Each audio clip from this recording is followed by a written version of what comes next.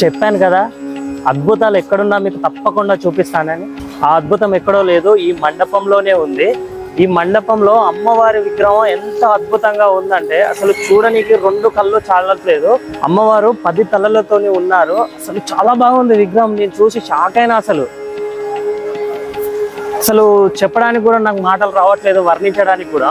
ఒకసారి మీరే చూడండి ఎలా ఉందో కింద కామెంట్ చేయండి. ఈ వీడియో కనుక నచ్చితే లైక్, షేర్, కామెంట్. నా ఛానల్ని సబ్స్క్రైబ్ చేయడం మాత్రం మర్చిపోవద్దు. Please subscribe.